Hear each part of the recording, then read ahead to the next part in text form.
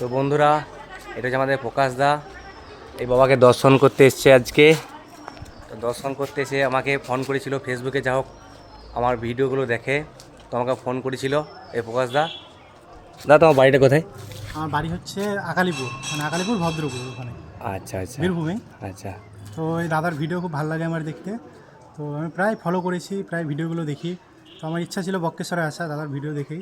তো যাই হোক ইচ্ছাটা পূরণ হলো মহাদেবের আচ্ছা আশীর্বাদে। আচ্ছা তো মন্দির ঢুকতে পারিনি, যেহেতু আমাদের একটা লোক মারা গেছে সেজন্য। তো বাইরে থেকে সব দেখা করে দেখলাম, সব ঘুরলাম, ভালো লাগলো খুবই। আচ্ছা আচ্ছা। তখন দাদা বর্তমানে কি করা হয়? বর্তমানে এখন কলকাতা পুলিশের জব করি আমি। আচ্ছা তো এখানে সব ঘুরলাম, এদিকে মেলা টেলা বসেছে দেখলাম সব। জলধারা ছিল শিবরাত্রির জন্য। তোমাদের বক্রেশ্বরের পরিবেশটা কেমন? হ্যাঁ, খুবই সুন্দর, একদম খুব সুন্দর। মনোরম খুবই, একদম। আচ্ছা আচ্ছা দাদাও খুবই ভালো, দাদার ব্যবহার মানে সব কিছু বলতে গেলে দাদা ভিডিওতে তোমরা যেমন দেখো একদম অ্যাকচুয়ালি তার থেকেও ভালো মানুষ খুবই দাদা। মানে সামনাসামনি দেখে যেটা বুঝলাম আর কি, দাদা ভালো মানুষ।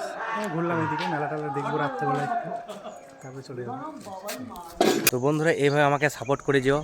তোমাদের সাপোর্ট ভালোবাসাতে আরও আমার ভিডিও করার ইচ্ছাটা বা ব্লগিং করার ইচ্ছাটা আরও জাগবে। তো এইভাবে আমাকে সাপোর্ট করে যেও।